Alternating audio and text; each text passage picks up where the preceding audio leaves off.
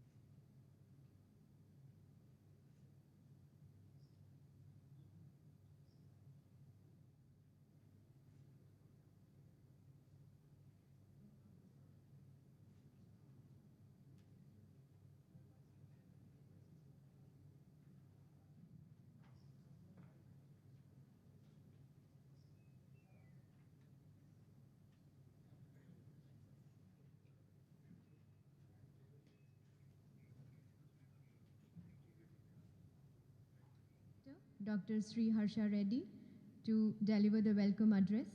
Dr. Reddy is a passionate academic leader for last 2 decades, facilitating quality learning environment for various stakeholders of management education in India.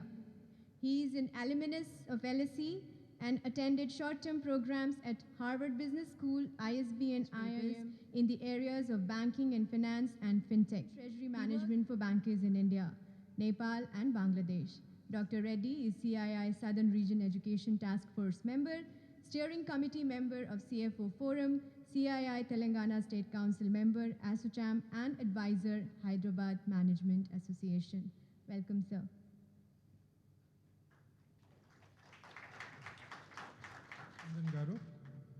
Very good morning, sir. If you can just turn on your video. Yeah. Very good morning, sir. Just now we started the proceedings. Once again, good morning, everyone. On behalf of IMT Hyderabad and our industry partners, Virtusa and Greenco, we welcome you to the second edition of Net Zero Summit 2024.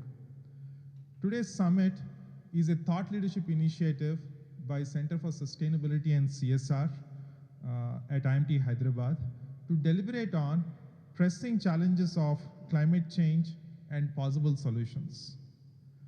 We welcome sustainability and net zero champions from diverse sectors, industries, and backgrounds to share knowledge, innovations, and strategies for accelerating the transition to net zero future. We welcome you to explore the cutting edge technologies and solutions, discuss policy frameworks and regulatory incentives, and showcase successful case studies and best practices. We strongly believe that our collective actions towards decarbonization, sustainable lifestyle, increase in green cover will take us forward in achieving net zero goals and to mitigate catastrophic climate consequences. Let us identify actionable steps towards net zero emissions, mobilize collective commitment and accountability, and inspire a new era of sustainability leadership. The Council on Energy, Environment and Water, CEW, estimated that a total investment of close to $10 trillion would be needed to meet India's net zero commitments by 2070, which is $200 billion required every year. It seems like a daunting task, but if we undertake small initiatives at individual and organizational level, achieving net zero by 2070 should be possible. Of course, at macro level, clean energy should be available by leveraging latest technologies which would tap ocean energy, renewable energy, nuclear power, and hydrogen power. As a small step towards achieving India's net zero goals, at IMT Hyderabad, we have 20% of our consumption through solar, and 90% of the campus is covered with green carpet. And we have set our own targets of achieving net zero by 2035. Appreciate your participation in summit deliberations for a livable and sustainable future. Once again, I welcome each one of you for a meaningful, relevant deliberations day long. Thank you one and all. Thank you. I would now request Dr. Saurabh Bhattacharya, Chairperson, Center of Sustainability and CSR, to introduce the theme of the summit. He, I think, believes in the principles of lean management. He asked me to cut it out here and just let him speak. So I'll just let him.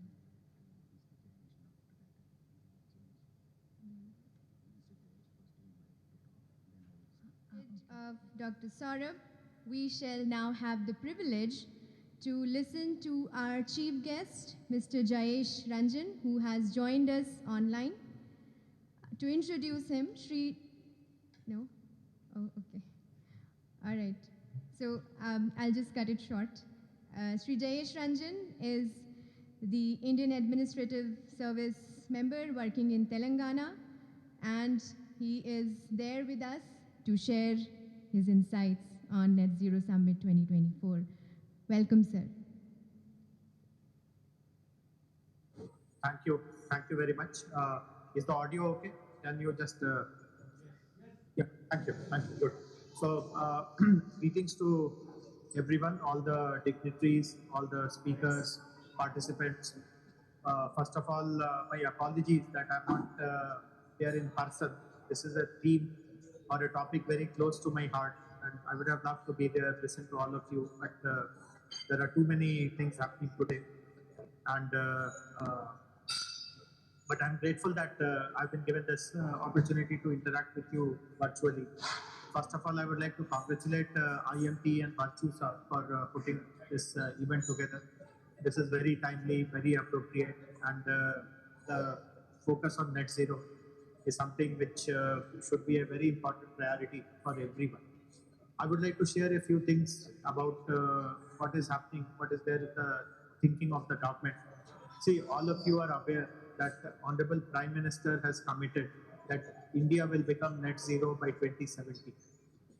For many years, India has avoided making any such commitment, and it was getting sidetracked by various other issues like who will fund it and this and that, and what is the burden on developing countries versus developed countries and stuff like that. So India used to be criticized also that you are not committing anything, you are sidetracking the issues, you are kind of doing all kinds of things to avoid making a commitment. But finally, the Prime Minister has gone ahead and said that India will become net zero by 2070. And obviously, as the Prime Minister of the country, he has a national understanding of which are the states which are lagging behind, what are the sectors where a lot has to be done. So obviously, his commitment will be based on some solid data, facts, understanding, expert advice, and so on and so forth. But there are many states where, including our state of Telangana, where we feel that this can be done much, much faster because we have done various other things which have laid a good foundation for us. And why wait till 2070? Why can't we do it earlier? So I can share this with you. Of course, the point that I'm making is not yet the official position of our government. We have done some back of the envelope calculations. It is, as I said, not backed by any scientific analysis or study, but some back of the envelope calculation shows that we actually in Telangana can become net zero by 2047 itself. And as all of us know, 2047 is a big milestone for our country. And imagine when the country is becoming 100 years, can a state say that I have become net zero? I mean, how wonderful will that be? So that is what we are striving at. That can we actually commit to an earlier target, far earlier. We not wait till 2047, 2070, do it earlier because of the fact that there are certain things which have happened well in the state. For example, for the last 10 years, you will be aware there is a program called Harita Hara. And even before that, in the combined Andhra Pradesh, plantation, etc., was done in a very solid and a very systematic way. We have rejuvenated lots of water bodies in the state. There is a cool roof policy which is followed by the Urban Development Department. I have introduced an electric mobility and an EV policy, sustainability policy, which also has yielded some very good results. The penetration of, at least in the two-wheelers sector, in the mobility category with electric vehicles is pretty high, and we are hoping that there will be a similar breakthrough for the four-wheelers and heavy vehicles like trucks and buses, etc. So we are very confident that whatever is the scientific number which we get, it could be 2047, it could be even earlier. Ideally, if it is 2047, that will be wonderful. It is achievable, it is doable. So that is where we are going to concentrate on. But obviously, one other thing to share with all of you is that if you have decided to do something by 2047, three things are required. One, of course, is to take stock of where you are today. If you have to make something zero, where are you today? What is your current stock? What is your current status? That is one stock taking exercise, which is very, very important. Unless you know the baseline, how will you decide or analyze or evaluate that you are making progress or you are stagnating? The second important thing is that net zero goals will be achieved by intervention in various sectors. It is not one thing which will make you net zero. There are multiple things which contribute to net zero: vehicular pollution, building activities, agricultural practices, industrial activities, individual behavior. So many, at least there are a dozen plus areas which can be items for intervention. So one has to look at multiple areas through which intervention will be possible. And the third very important fundamental thing to understand is that if you have to achieve something by 2047, it is not that you keep sleeping till 2046 and suddenly at the last minute you wake up and you hope that some miracle happens and suddenly you become net zero. Obviously, nothing of that will happen. If you have to achieve something by 2047, you have to start now. There has to be a roadmap. So these three are very fundamental things. What is your current stock? Which are the areas in which you will intervene? And what is the annual roadmap? Some things have to be done we are in 2024 now. Some things have to start today. Some more things have to start tomorrow. Much more things have to start day after, and so on and so forth. There has to be a very clear roadmap with defined milestones. Now, when I speak about the areas in which intervention is required, obviously, not everything is easy. In English, there is a phrase called low-hanging fruits. So not everything is a low-hanging fruit. Some are for sure, like doing more plantation and all is an easy thing to do because already we have set a culture in our state to plant trees, to protect trees, to maintain them. That can be continued. But we also have some very challenging kind of areas also where costs are involved. If you want to do something, the costs of doing all that will be very high. And is the government prepared to put that cost? Is the cost benefit really worth it? And suppose we feel that there are certain things which are too complicated, there are too many stakeholders, costs are high, it will be difficult to move the needle, then can we leave that but overcompensate in some other way? So various ways of looking at all these problems are there. So this is where we are. We are serious about becoming a net zero state. We want to take stock. We want to identify areas where interventions are required. We want to create roadmap. But we want to do it with lots of expertise and understanding, etc. And when I mentioned earlier that I really miss being there, this is what really I miss. That there could be so many experts who understand net zero, who could have interacted with us, who could have guided us, who could have told us that we would be happy to contribute in this particular journey of yours. So I miss all that. But nevertheless, since I'm not there, I would request the organizers, mostly Krishna Yadula Garu and Professor Sriharsha Reddy Garu, to pull out some of the agencies, some of the organizations, some of the people who have this kind of alignment with what we are doing, and maybe connect with them, uh, connect me to them at a later point in time so that we can consult them. We also would like to create some kind of an expert group. And also, as I said, the roadmap has to be monitored continuously, because this is something which miracles are not going to happen. Unless you do defined activities at specific times and do it in a very perfect way, execution is the key. Things will just not happen. So how do you ensure that a group is available which monitors all these activities regularly? So I look forward to engaging with all of you. I would request both Vanchusa and IMT not to see this as a one-off kind of an event. You hosted something, then everyone forgets about it. But follow this track very seriously and sincerely, because this is something which is important for the country as a whole and also important for Telangana, as I mentioned. So I will stop with this, but I convey my best wishes to the sessions. I hope to interact with you on some other occasion, but till then, goodbye from me. Thank you very much. The net zero goal. So now let me call Mr. Suchet Davaluri on dais, please. We have had the honor of having him with us here. Please, sir.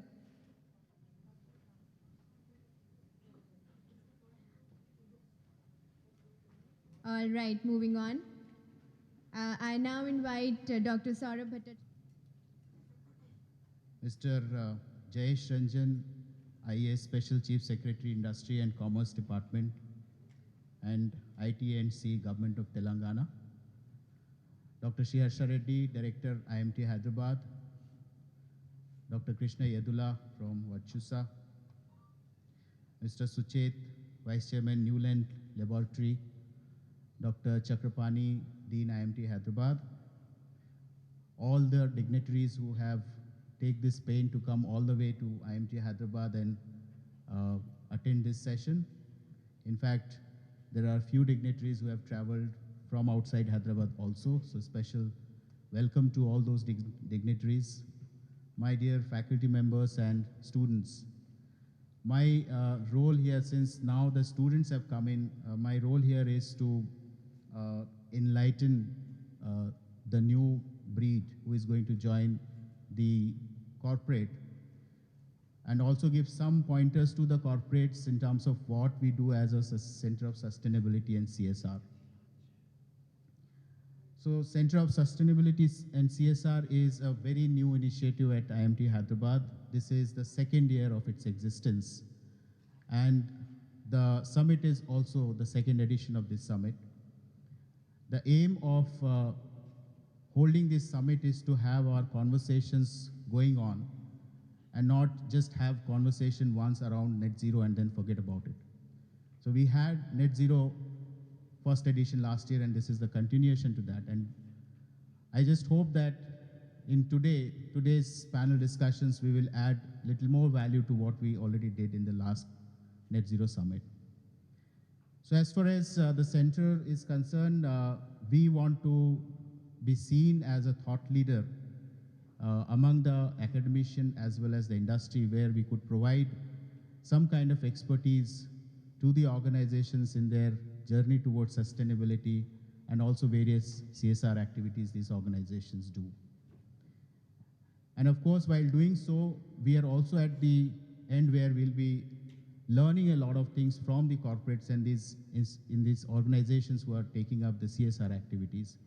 So somehow we aim to take that position wherein we will be able to bridge the gap between the academic knowledge as well as the industry expertise. The CSR or the center is thought to have three verticals.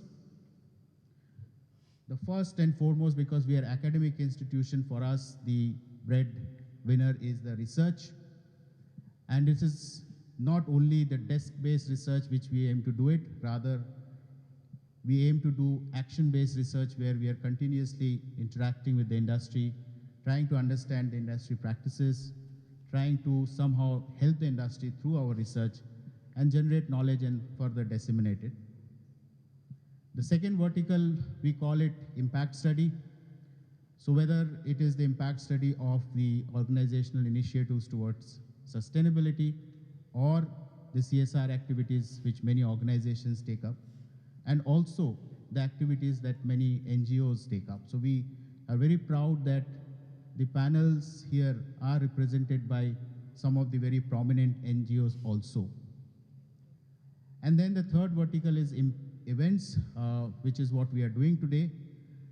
And we see that all these three verticals interact with each other and feed into each other.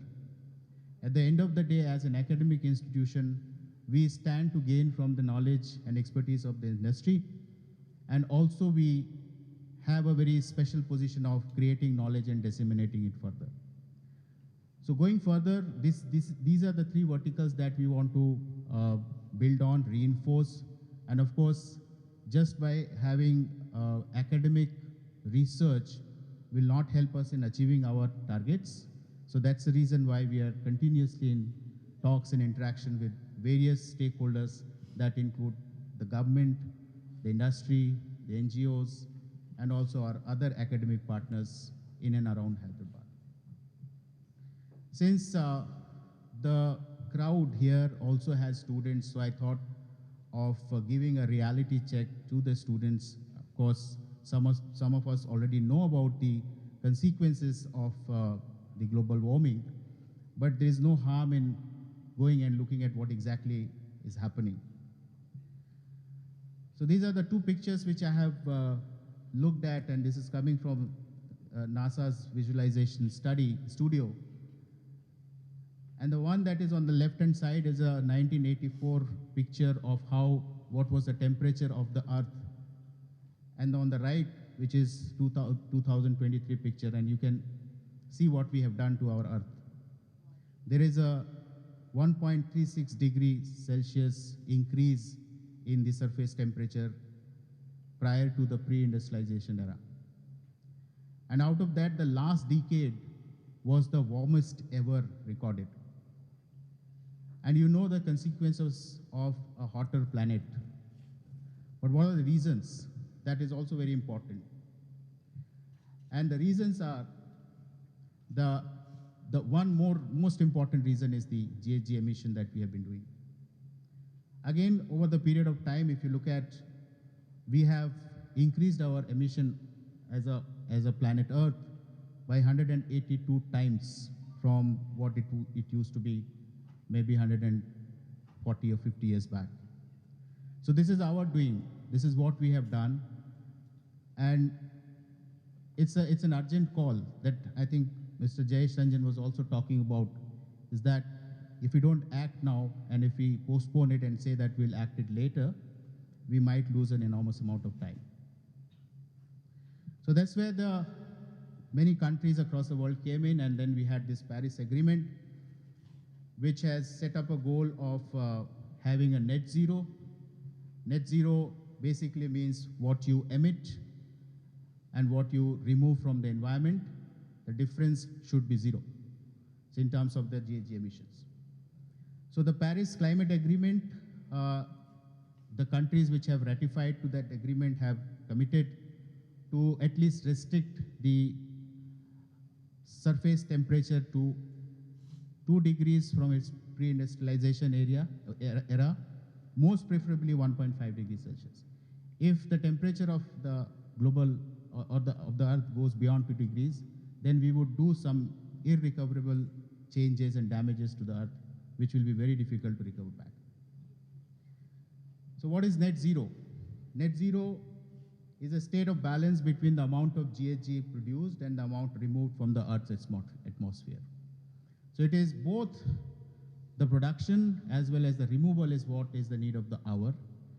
You produce less, and you remove more. That's a goal. But how are we doing on that front? So if you look at India's goal by 2070 was to become net zero. But if you really have to look at the patterns, we are actually not on a declining trend. India is the third largest emitter in the world, first being China. China emits almost 4 times that of India. Second being the United States, and third being India. Now here the problem is India is still a developing country. India still is facing with the problems of poverty, and there is a lot of development that is required. And much of this development is to come through the industrial activities. So it is difficult and challenging to at least restrict this production. So what we can probably do is that remove the GHG to the extent possible. So this is the GHG which we need to remove, and we don't have much time. So there is a need for an accelerated actions from all the stakeholders involved, whether it's a government or the industry or individuals, what we do on a day-to-day basis. And this realization is actually the initiation of the theme of this particular net zero. So in this summit, we are trying to understand from a variety of industries as to what has been the progress in specific industries, what have been the challenges in achieving those targets, and what are the future possibilities in terms of innovative solutions, in terms of new business models, and so on and so forth. When I look at the progress, I somehow find out a 2-dimensional 2x2 matrix where on one dimension you have intention, on the other dimension you have the self-efficacy or self-control. So on the intention side, there are companies or stakeholders which have low intention and high intention. On the self-efficacy or control, again we have low intention and high intention, high self-efficacy. Companies which are high on both dimensions, that means they have an intention of reducing GHG, and they also have the wherewithals to reduce it. They are the ones which are leading from the front, and we have certain representations from those companies also in this panel.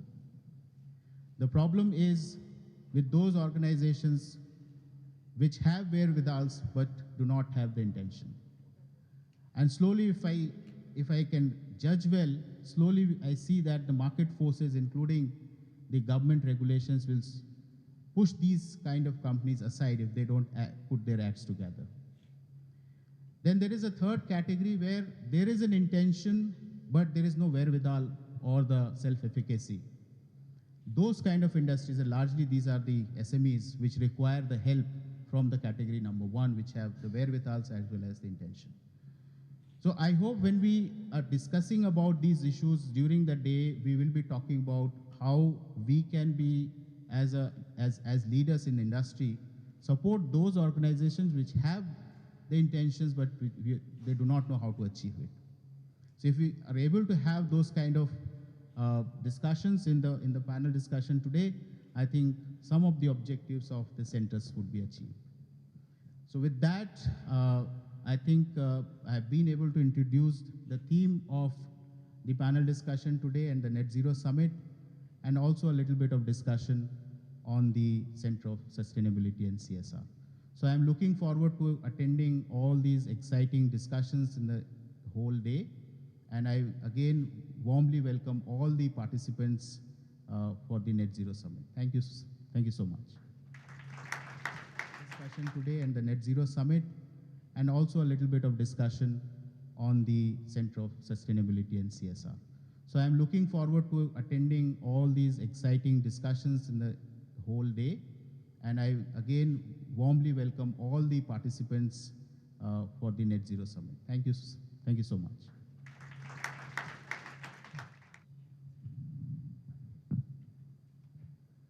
All right, so now deep facts and realities of today's current context where we are living in. Now we move on with the launching of our brochure for Net. Do the honors, please.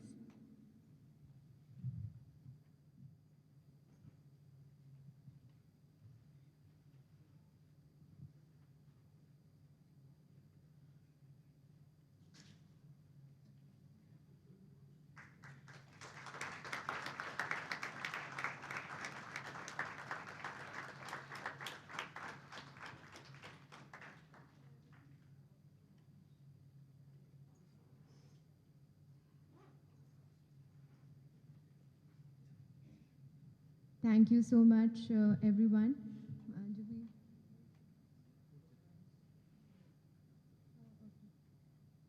All right, so before we break for coffee, I invite our Dean, Dr. Chakrapani, to extend vote of thanks.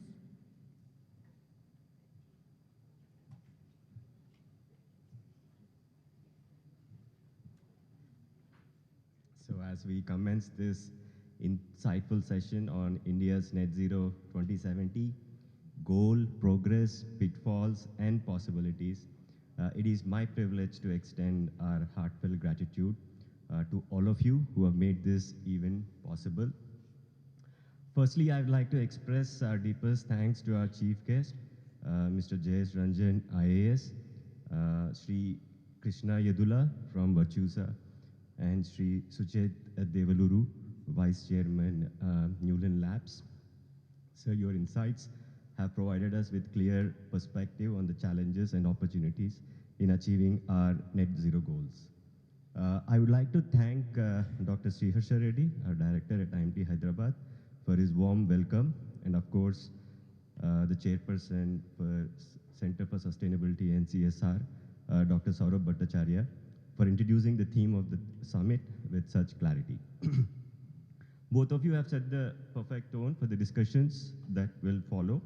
A special thank you to all our partners, Team IMT, Virtusa, Greenco, and IMT Hyderabad, for your collaboration and support, which have been instrumental in bringing this event to life. I am also grateful to all of you, our esteemed audience, for joining us today. Your presence here underscores the importance of our shared goal of achieving sustainable future. Thank you all once again, and let us continue to work together towards a greener and sustainable future. Thank you.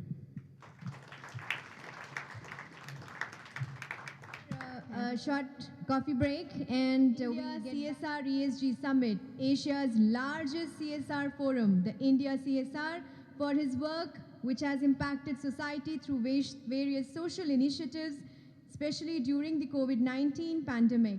He has a tremendous amount of work experience spanning IT and consulting services. He was the former Secretary General of the Society of Cyberabad Security Council and has been conferred with an honorary doctorate in humanity by George Washington University of Peace, Florida, USA.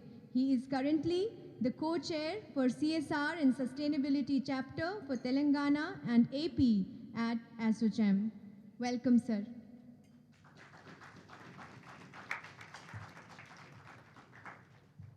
Thank you so much, Professor Tulika. That was a lengthy introduction.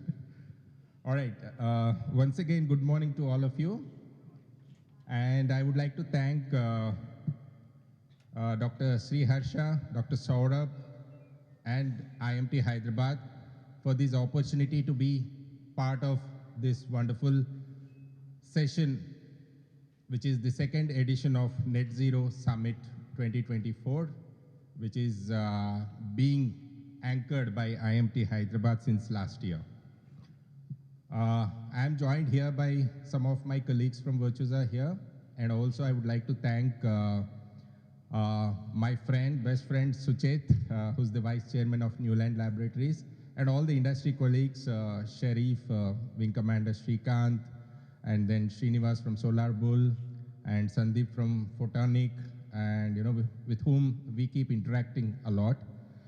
And we heard Mr. Jayesh Ranjan speak about the net zero goal for our country and how we should be part of this journey instead of waiting till last. For example, he spoke about the net zero target for government of Telangana, which is 2047, and he said we should start actioning right away. And it's not one individual's task or one entity's work. It is a collaborative effort by every stakeholder, whether it is government, whether it is corporate bodies, whether it is academia or a supply chain, and the individuals. Basically, it's the individual behavior that has to set in pretty fast, and all of us have to work towards it. So having said that, while all of us have responsibility to do our bit to contribute to this net zero goal, we at Virtusa have also done quite a bit in the last decade or so with respect to sustainability and ESG. And I would like to just take 8 to 10 minutes to give you an overview of that. So if you look at this slide, this has been a sustainability journey which began way back in 2007. Virtusa has been an organization having its roots from Sri Lanka, Colombo, and of course we got acquired recently by private equity, equity partners. So, but otherwise a lot of work has been done right from our headquarters when it was in Sri Lanka. But post which the journey that we've started in 2011 and 12 was a CDP journey. We were one of the early players to begin this journey, and we've done quite a bit of work in terms of submitting to CDP. We've been in the earlier ratings as B minus, B, now we are A minus. And that's been a great achievement, being in A minus now. I'll talk about it in the next slide a bit. And then EcoVadis. EcoVadis is a rating organization which rates companies based on the governance and framework and the monitoring mechanisms that we have on our supply chain. Because if we take for any organization, any business, apart from scope 1 and scope 2, which is actually limited scope, scope 3 is the largest scope, even for manufacturing sector, right? Supply chain is the big piece. So I think EcoVadis is a rating organization which rates companies on the supply chain, primarily on the governance that we have on the supply chain. So we were rated gold, medal by EcoVadis.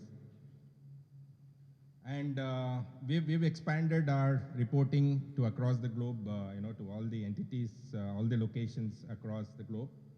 And then we are signed up for UNDP in our journey. Then of course we have certified for ISO 14001 and 18001, which is now 45001 for across all our locations in India, Sri Lanka, and few other regions. And in 2023, which is last year, we have made our submissions to SBTi, and I'm pleased to share that we are very proud that this year, mid this year, recently, about a couple of months ago, we've been validated. SBTi has validated our net zero target. So our short-term goal is 2030, and our net zero target is 2040. So way ahead of government of Telangana. And of course, I see that a lot of our industry partners, our colleagues in the industry also have set net zero target of 2040 across the IT industry, at least that I know of. I don't know about the other sectors. I would let Suchet and others who are experts here to talk about it. And we've also signed up for CEO water mandate, for UNGC. And then we continue our journey in terms of retaining whatever we have done, sustain whatever we have done, and also excel in the years to come.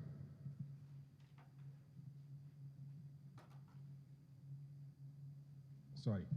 So if you look at this, that's what I spoke about SBTI, the targets that we have set in, and CDP climate change disclosure, a rating of A-, which puts us amongst the top 13% of the companies in the IT and ITS sector. And EcoVadis, which is a sustainability rating for our supply chain, puts us in the top 5% of the 130,000 companies that report into EcoVadis. And 65% of our real estate across the globe is certified for LEED. In fact, 4 out of 18 such locations, we are certified for platinum, and others we are certified for gold.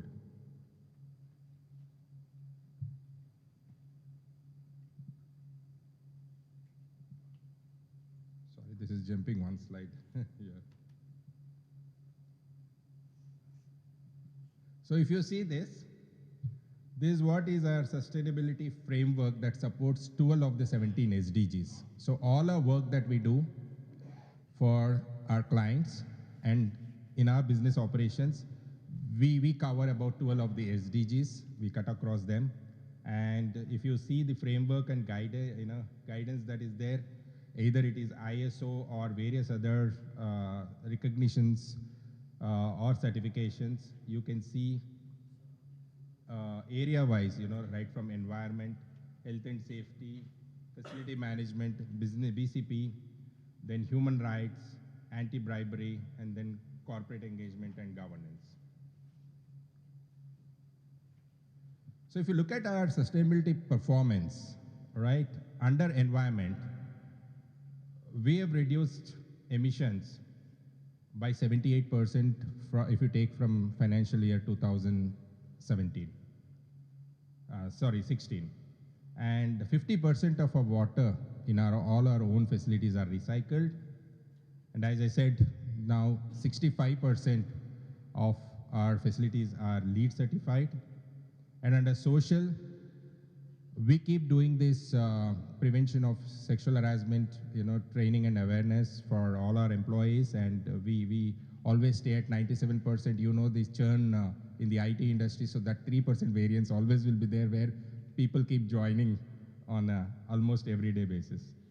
And then code of conduct, 97%, 93% in data privacy training.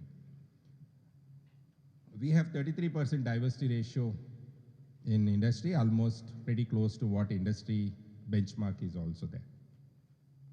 So like I said, supply chain is our very important piece as far as scope 3 emissions are concerned, and we have a roadmap to get to that, because unless and until we drive our scope 3, we will not be able to achieve our net zero targets in terms of emissions. So that's the journey we have began now with EcoVadis again. We have done a recent couple of workshops for all our supply chain, and we are trying to make them aware what they need to do in terms of aligning themselves to our thought process in terms of achieving our goals. So as you see here, most companies, as I said, scope 3 emissions are important, whether you take any sector.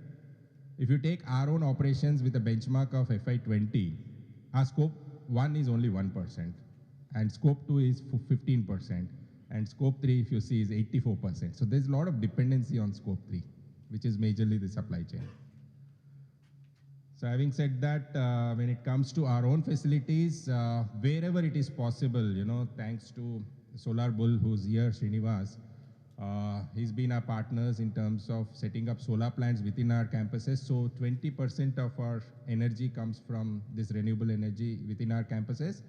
Of course, in other states, we did sign up for power purchase agreements through open access, where the respective state governments are allowing. But unfortunately, as we speak now in Telangana, We are not fortunate enough to get the open access for the industry. I think government is rethinking on that to extend the open access for the private entities. So we are eagerly looking forward, because unless and until we get this, none of the companies or businesses that are operating here will be able to actually achieve their net zero goals without having a power purchase agreements in place, because we have limited space within our campuses for us to go for renewal. Unless and until we get these private solar generators to supply us the power, we will not be able to achieve that. So that's one big item and agenda for every single business that operates in Telangana, in Hyderabad. Having said that, the emissions, transport emissions are also very, very important for our net zero goals. So we have migrated, 100% of our vehicle fleet in Hyderabad to begin with, from fossil fuel to, EV vehicles. And we've started our journey in Chennai, Bangalore, Mumbai, Pune, and Delhi as well. And we have set ourselves a target in the next 2 years, we will migrate to 100% electric. And whenever we get hydro or, the other forms of, green modes of travel, we will try to, explore that as well. Because there is always a conflict that, battery disposal is a challenge as far as electric vehicles are concerned. So some of the community work that we do, again, what we did at Virtusa is that we have aligned, environment is one major piece, one of the 3 focus areas. Environment is one of them, and then education and empowerment. So we've, of course, helped the healthcare sector by building a hospital in Yadadri district, a 30-bed hospital. We've adopted one lake in Hyderabad within financial district, pretty close to Wave Rock. So we are completely reviving that lake. We call it Wake the Lake project. And we've also taken up a pond in Chennai. We've restored a pond in Chennai. Then there is solar borewells. We've installed these solar borewells at Amrabad Tiger Reserve, which is there on Srisalem Highway. Basically, what happens is the animals which are there in this forest range, they have to, run all the way to the Krishna River, which is there almost deep inside the 15 kilometers. And all the ponds or little water bodies that are there, they get dried up. So what we did is, in the forest, we don't have the power grid lines running. So we dug about 10 solar bore wells, and it continuously pumps up water from the ground. And there's a natural pond created there. Morning to 6 to evening 6, it keeps pumping the water, and then, we encourage the animals to come and, enjoy the water. And then we have helped with medical vans in our Tamil Nadu. And then, the She Shuttle initiative is something which I started when I was in Security Council, and we run the industry as a collaborative effort, runs about 18 She Shuttles, out of which Virtusa supports 2 She Shuttles for women employees. And there's a mangrove project in Colombo that we do, and of course routine activities that we keep doing whenever we have an opportunity, or otherwise also, like coastal cleaning activities, sapling plantation, Miyawaki. We have our NGO partner here, United Way of Hyderabad, and Nirman Foundation, who help us implement all these projects. So these are some of the things. Of course, there are plenty of other initiatives that we do for the community. So this is a sustainability report that we keep publishing year after year, which is there in our website. But otherwise, that was a quick snapshot of what we do, and we continue to engage with the industry, with industry forums, in order to take this message, as Mr. Jayesh emphasized, that it is important not only just to speak on the occasions like this or summits like this, but we have to get into implementation mode. That is more important. Action is which is required. We are losing time otherwise. It looks, good that, 2047 or 2070 is far off, but unless and until we take some concrete action and put a plan in place, I don't think it is possible to realize what we have drawn up. So with that note, I once again wanted to thank IMT Hyderabad for giving us the opportunity to be part of this summit this year. Thank you. Thank you so much, Dr. Krishna. It's really encouraging to see Virtusa taking lead in sustainability efforts, and definitely it is. Moving on, I now welcome Dr. Ram Babu, advisor Greenco. Dr. Ram Babu has been a thought leader in the Asian sustainability and climate change movement and had been managing director of sustainability reports and sustainability performance improvement, and has been actively.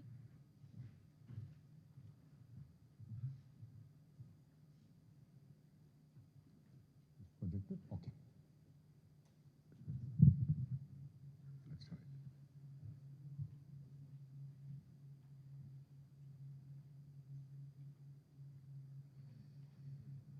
Yeah, let us begin as the tech challenges are sorted out. Good afternoon. Good afternoon. I am Ram Babu from Greenco. Let me introduce in one or two sentences what is Greenco. Our business actually is structured around chasing net zero. So as the companies and the nations and the globe accelerates the target towards the journey towards the net zero, the solutions that they require, a part of the solutions is our business. Okay, we are very aware that full solution pack we will not be alone supplying, but a significant part, the large part, systemic level part, is what we are contributing to. So that is our business. So we began as a renewable energy company. We actually we built and presently operate more than 7.5 gigawatt of solar, wind, and hydro. We think that we are the largest in the country. And 4 years ago, we said that building renewable energy is a plain vanilla part, and there are many other people to do it. So we graduated, we shifted our gears towards building storage. So unless otherwise you have energy storage, there is no point in building any further RE. Without storage, if you build RE, it becomes a nuisance rather than a solution. So we focused for the last 4 years, we are focusing on building storage. And we, very innovative way, we chanced upon, or consciously, I shouldn't say chanced upon, but very consciously we adopted pumped hydro storage, a known technology, but a little bit of modifications. Okay, we applied on that, and then we started building mega or gigawatt level of pumped storage capacities. The first one that we are going to build, or building, or built, is almost next door. It is in Pinnapuram in Kurnool district, which is likely to be operational maybe in end of this year or very, very early of next year. And when it becomes operational, it will be the first plant of its kind in the world, and at that scale. Presently, even if I put together the newly built storage capacity in the world, I think our single plant will cross the existing storage capacity in the world, newly built existing storage capacity in the world with that one single plant. And we have at least 10 plants across the country we are building. And India needs significant amount of energy storage if the grid wants to supply 24/7 RE. Whenever we build a solar plant or any other plant to get RE, the new accounting systems that are emerging in the new net zero world will say, no, you are not using RE. I recall in one of the audits, one of the IT major who is chasing RE 100 was not audited or refused to be audited because it started making a claim of PPAs of various solar plants and this and that, and it is also started procuring from the grid supplier. So basically, what I want to say is that the way that the counting nowadays is that if you are supplying from renewable energy, injecting into the grid in the same 1 hour, you should be able to draw that. And that is the only renewable energy. If you draw at any other point of time, that is not renewable energy. That is some other energy that you are drawing. The grid guy is giving you some facility and he is able to manage that storage. And this facility that he is offering to you, he will not be able to offer if more and more number of people like you will come and ask him for the renewable energy. He will not be able to do that because he doesn't have storage. So the storage is absolutely essential, and the counting of renewable energy hour on hour, India has an infrastructure to count it on 15 minute by 15 minute. So unless otherwise we do that, this net zero journey, okay, it will be fallacious. Okay. That is Greenco. And further, Greenco has an associated company, which is called AM Green. There we are using the 24/7 RE, which we are able to generate at a cost less than the new coal-based power plant. We will be able to provide power to hard-to-abate sector, which is 24/7 dispatchable at a cost less than a new coal-based power plant, definitely much less than their captive power plants. Hence, you would have heard in the newspapers that the ArcelorMittal, which is having a huge steel plant in Hazira, is shutting down one of their power plant and establishing a solar plant, huge solar capacity, something like a 600 megawatt, and using our storage services and actually running their whole plant, which is a 24/7 dispatchable renewable power. In fact, when renewable power goes through storage plants, they become so flexible, they become more flexible than a coal-based power plant in providing you 24/7 power. Okay? So using this 24/7 RE, the AM Green company is going to produce green molecules. In green molecules, we are focusing first on green fuels, which is the green hydrogen. And we are establishing a 2 gigawatt per year capacity to manufacture the electrolyzers, alkaline electrolyzers. These alkaline electrolyzers will be used to make hydrogen, and we expect by 2026 we will have 5.5 million tons per annum green ammonia capacity in the country. And we are also looking at green fuels like green methanol, sustainable aviation fuel, and some other alternatives like that, and also into green chemicals. One is the green fuels. First is green electricity, then green fuels, and then green chemicals is what we are focusing on. We believe that we are becoming an important part of decarbonizing the Indian industry and also the global industry. Because much of that we are actually manufacturing for today is for the globals. Why globals? Because they have, as per the Paris Agreement, or even before that, as per the Kyoto Protocol, they had a higher level of responsibility than we had. Hence, they will take decarbonization action first, and we take decarbonization action maybe a little later. So if they are taking decarbonization action first, and if they are the first movers, if they have ability to pay, if they are able to bridge the carbon price or ability to pay that higher price for my green ammonia or whatever it is, okay? So I will use their power to pay for it and their obligation to do it earlier than us, and then build those capacities in India, scale that up, and then possibly bring down the price. And that is what is the India, when it talks about becoming independent in energy, okay?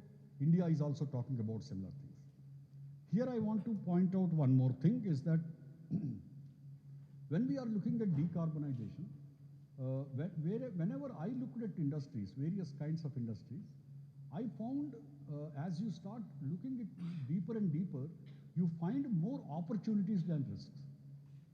Same thing with India. India is looking at this as a great opportunity. When it is talking about energy independence, it could not have talked about energy independence without the decarbonization step. Why I am saying that? it does not have enough coal, it does not have enough oil and gas to be able to meet the needs of the country and growing energy needs of the country. However, if I look at a scenario where it can use the sun, water, and the wind, and then use storage systems, there seem to be a significant possibility that India can become energy independent. It can make its own hydrogen, it can make its own green ammonia, it can make its own green methanol, it can have its own green electricity. And remember, in the energy equation, electricity happens to be only 20%. Whenever we talk about greening, this electricity constitutes at a national level is only 20%. There's a remaining significant part which is 80%. Okay, if we want to address that 80%, it is very important that our power has to become molecule. Our green electron has to become green molecule. So that is the reason why the reason behind the way the Greenco is transitioning into becoming an AMD. So, okay. Purpose of me addressing to you is to talk about actually the challenges that the industries are facing in achieving net zero, right? When a European industry is asking for net zero or targeting net zero, it is actually wanting to be decarbonizing the existing operations. Whereas when India is talking about net zero, for most of the time, I think we need to decarbonize our growth. We have not built even 1/3 of the India compared to what we will be in 2050. What we will be in 2050 is what we are today is about 1/3. So 2/3 that we are going to build, we should be extremely cautious that when we are taking calls on building the 2/3, we are building that or choosing those technologies, those operations, those business models, okay, which will survive in the net zero world. This part is very, very important to me. For example, if I want to build a new steel power plant, will I go and build a new steel power plant using my blast furnace and basic oxygen furnace and coke ovens, which is the standard route based on which we always said that we are the lowest cost steel producers in the world? I don't think we will be able to do that. Any new capacity of the steel making that will come into this country will have to be possibly a direct reduction process. Or should I use this? Okay. A direct reduction process, those business models, okay, which will survive in the net zero world. This part is very, very important to me. For example, if I want to build a new steel power plant, will I go and build a new steel power plant using my blast furnace and basic oxygen furnace and coke ovens, which is the standard route based on which we always said that we are the lowest cost steel producers in the world? I don't think we will be able to do that. Any new capacity of the steel making that will come into this country will have to be possibly a direct reduction process. Or should I use this? Okay. A direct reduction process. This is what I'm saying. For us, situation is little better than what it is for Europe or what it is for US, etc., etc. Even in US, they are almost, their infrastructure has become very old. Hence, they need to rebuild their infrastructure. When they rebuild the infrastructure, what decisions will they take? I think that is becoming everywhere challenge. Actually, first thing one needs to focus on is that decarbonize the growth. If I build a new building, if I build a new power plant, if I want to build a new cement plant, if I want to build new steel plant, what will I choose, okay, to build it as? And if I want to have new maritime routes or maritime operations, what kind of technologies we are going to choose? Another important point I wanted to talk about is that many of the times our forecasts, I am told this conference actually is also attended by the industry, regulators and also academicians. A lot of academics want inputs as to what industry is doing. How can academics actually come and contribute to those industry efforts? Okay, and that is one purpose that I want to bring forward. What kind of research areas that need to be explored. Okay, when we pursue this net zero activity. So when we want to decarbonize the growth, the challenges are entirely different from when we want, number one, when we want to reduce greenhouse gas emissions. The thought process of reducing greenhouse gas emissions, which was the thought process of the Kyoto Protocol, which was the thought process of many years, past many years, has to be entirely different from the thought process of that inevitably I need to go to net zero. There is no other way but I need to go to net zero. So if I have that thought process, the kind of technologies that I choose, kind of routes that I choose is entirely different from if I am only targeting certain reductions. For example, if I go back to my steel, I still can be in the blast furnace route, and there are options to do another 25% less emissions. But can I go for that route today? If I want to establish a new coal-based power plant, this challenge was there for one of the steel majors in the country. We tried to address that about 3 years ago. He wanted to expand. There was a pressure on him to go for blast furnace route, and he started asking a question: if I go for blast furnace route, when will I need to shut it down? So is whatever today I choose, is it going to be part of net zero world? Okay, that I think is a very important question that whenever you're charting out a net zero path, that you need to ask. For example, even if you're building a building, okay, what kind of a transition routes that you need to take? This challenge, since it's a management institute and many of the academicians, etc., are looking at management questions, I think these questions become important. These questions could be very judiciously need to be addressed. Otherwise, what would happen is that everybody will start postponing decisions. For example, today, there was one study which started saying that as the net zero vehicles, okay, are on the horizon, the decision to take less emitting vehicles or purchase less emitting vehicles has been postponed. Because on the horizon is the net zero vehicle. On many of these issues, for example, day before I was in a financial community conference, and small and medium scale sector. Small and medium scale sector, if they want to establish 1 megawatt or 0.5 megawatt solar power plant to meet his power needs, okay, do I need to finance that or do I not need to finance that? Okay, isn't it a suboptimal investment decision? Okay, the best could have been when I draw electricity from the grid, that electricity itself is net zero electricity. Can I look for, is that situation, how far is that situation? If I make an investment, isn't it a transition investment?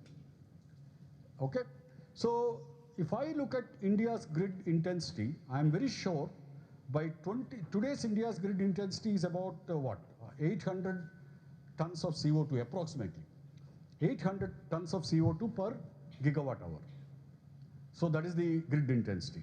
I'm very sure the way things are progressing, by 2030, it will be half of that.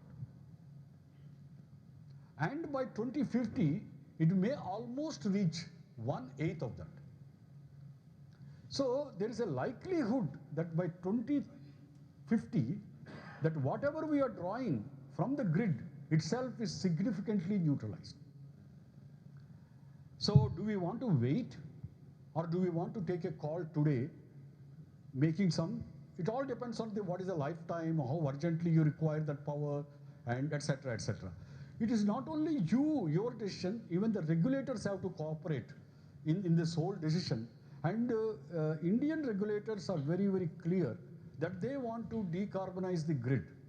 And the opportunity for decarbonizing grid in India is much larger than the opportunity that a US grid offers or any other. We have one of the very well-built national grid, integrated national grid. What does that mean? If it is an integrated national grid, you can place your solar plant anywhere and the storage somewhere else and the user somewhere else.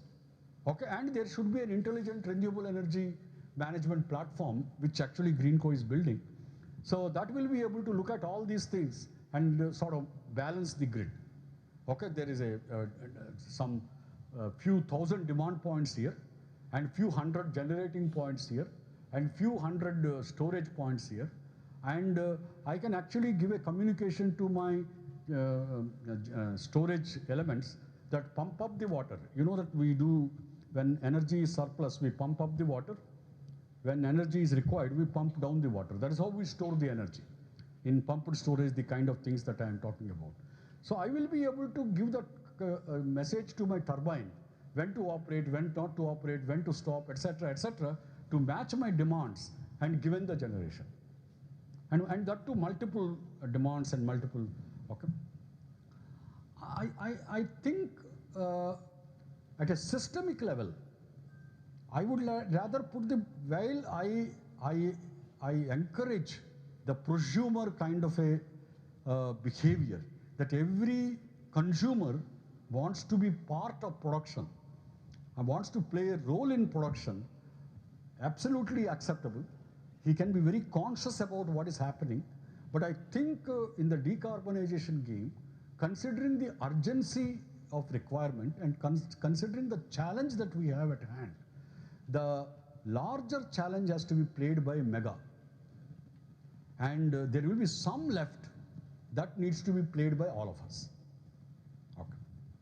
Now come down to global level, what is the challenge? I have a presentation, but I think I will be away from that. That's better for me. At global level, we are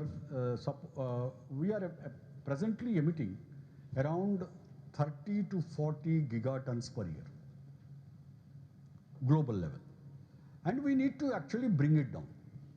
And all the NDCs, you know, the Paris Climate Agreement 2015, in Paris, unlike Kyoto Protocol, that was one regime where some countries had reduction targets and some other countries were asked, okay, you don't need to have any reduction target.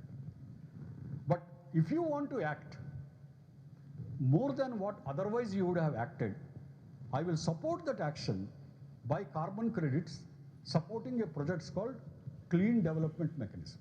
That's called CDM. And that is what kick-started the whole trade, right? That was Kyoto Protocol. But what is Paris Agreement? In Paris Agreement, every country has a target.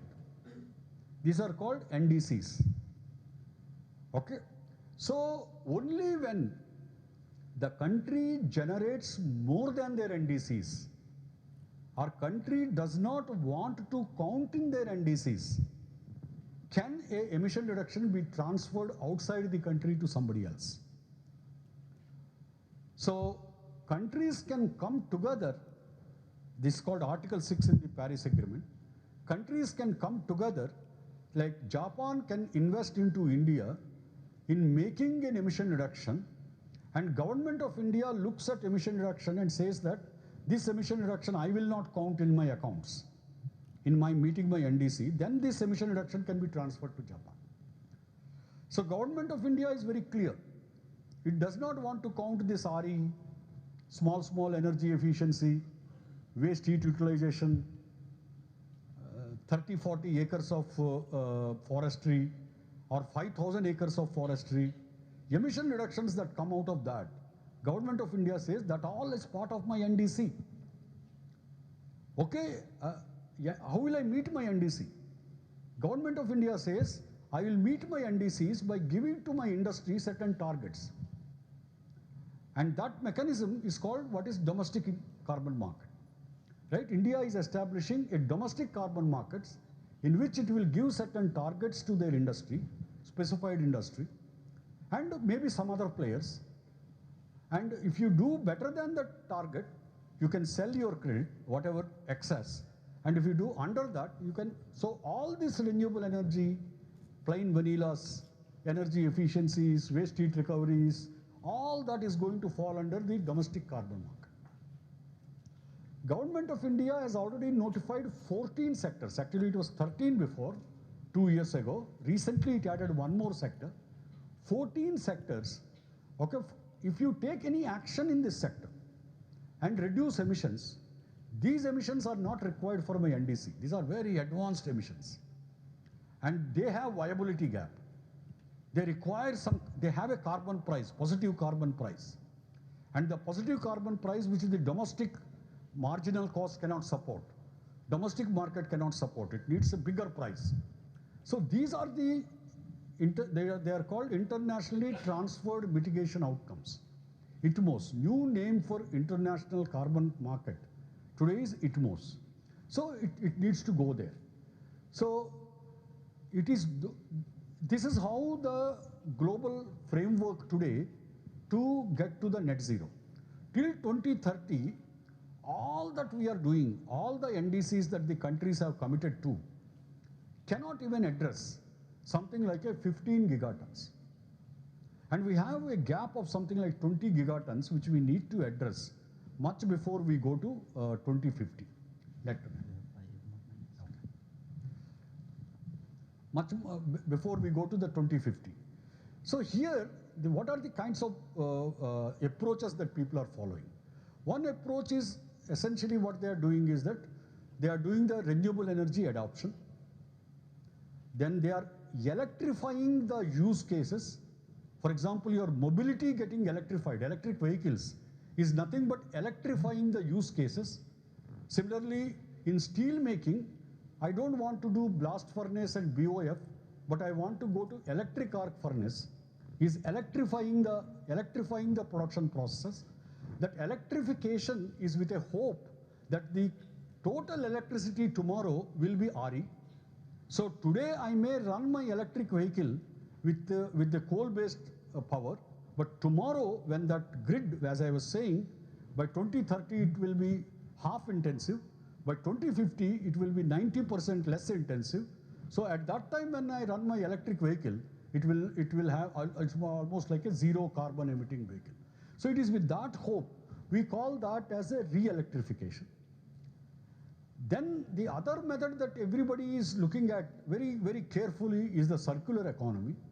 If I adopt circular economic processes, so the materials, okay, the demand for materials will go low, and hence, okay, we will demand for material processing will be very low. Hence, we will be able to achieve, do with less carbon dioxide emissions. The third one is that basically one is looking at green fuels, that is decarbonizing decarbonizing energy. The first one is decarbonizing electricity and electrification. The next one is circular economy. The next approach that people are doing is that decarbonizing fuels, energy per se. And then people are, everybody is, next thing that they are looking into is that decarbonizing chemicals and materials. Cement, okay, today is a very carbon intensive cementatious materials. Can I have less intensive cementatious materials? There can be alternate materials, or the cement itself through circular processes can be made less carbon intensive. So these are the challenges.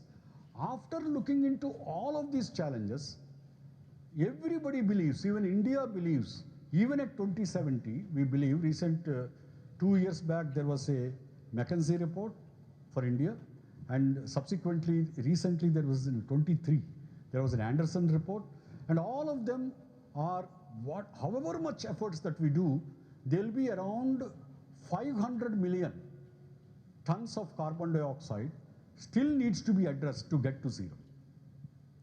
India needs to address something like 7 gigatons, looking at its growth path. 6.5 gigatons can be addressed by all that I talked about. Then there will be definitely around 0.5 gigatons need to be addressed by other things. that is precisely where you have a carbon capture, utilization and storage. There are a lot of efforts for carbon capture, utilization and storage. Just as much India has announced national hydrogen mission, India is planning to announce national carbon capture mission, carbon CCUS mission. But that in the CCUS, there are a number of methods, okay, where there is a lot of hope, and that is soils and agriculture can actually sequester significant amount of carbon, and that can be permanently sequestered. So another thing, important thing is the soil carbon. Another hope that people are seeing, which still people are exploring, is the blue economy. The oceans can take significant amount of carbon. Let us say that a scenario happens that the blue economy and the soil can sequester about 5 gigatons of, globally, about 5 gigatons of carbon dioxide, then the burden on the energy transition will be that much less, and probably we will be able to transition globally to net zero a bit earlier than 2050. So that seems to be the overall scenario, but I can give you one hope that since we are in the business, we look at, in the business of decarbonization, we look at the evolution of technology and the speed at which it is evolving. Almost at the speed when we invented the vaccine for COVID. The speed at which and the way the technology is helping that. For example, just like new drug discovery, new materials discovery, the way the technology is driving this whole growth, the R&D and the technology means I meant IT. Okay, the way IT is driving, okay, the artificial intelligence, etc., okay, is driving the research in new materials and new fuels and various other options for decarbonization. I very clearly see a hope, and some of us who are in the business of decarbonization also see a risk. That means the path that I am pursuing, okay, how long it will take me. I may assume that the market is so much, but ultimately, let us say the soil carbon and the blue economy is able to take away a lot of that. Okay, so what is left for me? So what I'm trying to say is that the technologies are evolving so fast, and the intent and the business exuberance, investor exuberance in the decarbonization is so much. Sometimes I feel, I have been in the carbon business or the climate change we first touched almost in 1987 when we were all students when Carl Sagan wrote in Greenhouse Effect in Scientific American. That was something like 1990s actually, 1987, 90s. That's the first time that was written. From that time onwards, we are at least I myself am pursuing the climate change. For the first time that I am seeing that whatever solution that we are looking at, we are getting to that solution earlier than, okay, what we were otherwise anticipating. For example, clean energy at an affordable price. I think we have already there. Green hydrogen at a good price, cost-effective price. At least India has an architecture to get to something like a $3 per kg, whereas the subsidy offered in US is actually $3 per kg. That means if the Indian architecture is put into US, actually I can produce with that subsidy and sell it put it in the market, green hydrogen at a zero cost. But of course, I cannot put this architecture into US. Okay, those big things. What I'm trying to say is that and similarly, the direct air capture, there are guys who are doing direct air capture, right? And direct CO2 capture. The direct CO2 capture, major buyer of direct CO2 capture activity or major investor is Microsoft. And direct air capture in COP26 in Glasgow, it was quoted as $1,000. And COP27 and COP28 in Dubai, okay, it came down to something like $600. And now people are talking about $400, $500. So within 2-3 years, the way the cost curves and they were coming, so it looks like extremely interesting space. and it offers a lot of challenges, because in that such a fast changing space, decision making becomes very difficult. Okay, it can even lead to postponing certain decisions, which is also wrong. I cannot be postponing decisions. I need to act, because the climate change is a stock problem. It is not a flow problem. If I postpone my decisions, I'm continuing to emit CO2 and it is getting inside the atmosphere. It doesn't go away. It stays in the atmosphere, right?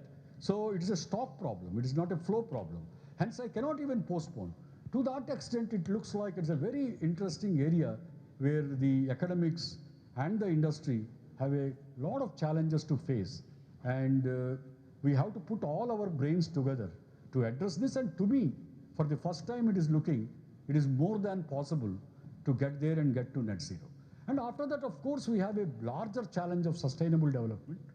We have been focusing actually on the climate change only because it is a very, very urgent problem. Okay, but we have a larger problem we need to address.